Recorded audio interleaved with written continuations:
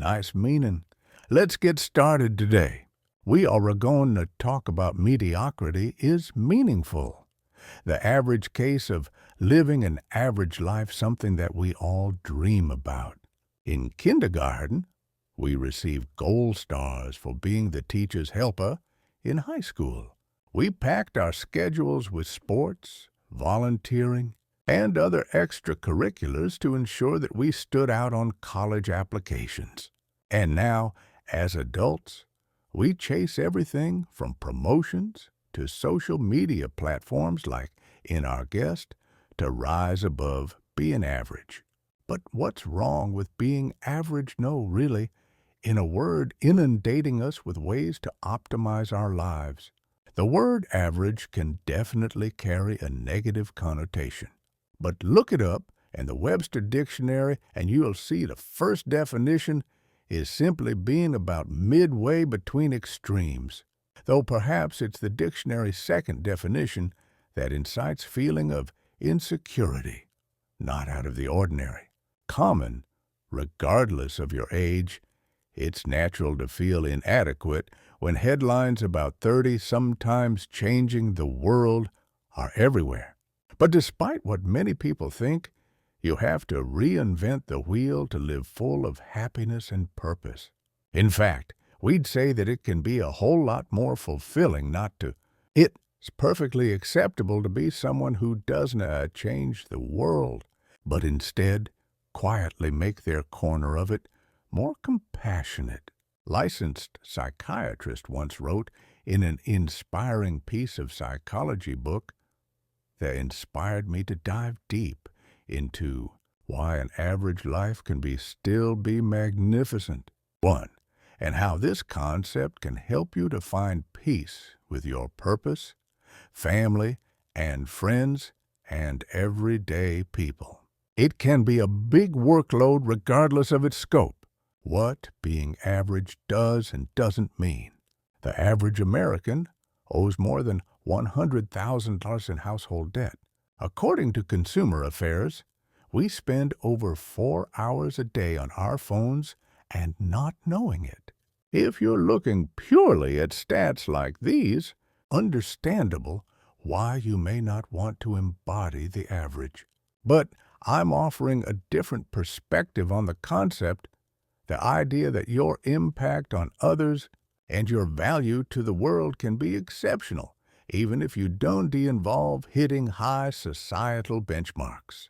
Consider the teachers, janitors, nurses, drivers, cooks, and caregivers whose quiet labor keeps the world in motion.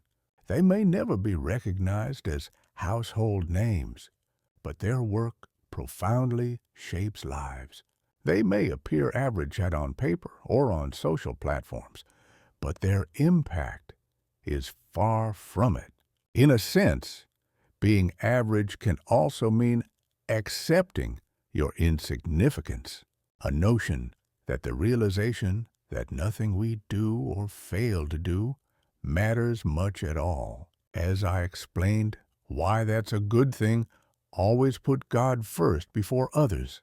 We are subjected to endless cultural reinforcement of the idea that a meaningful life involves doing something extraordinary, putting a dent in the universe, adding what cosmic insignificance therapy does, though, is recalibrate the yardstick with which you measure what you pour into life, and what is important from your perspective.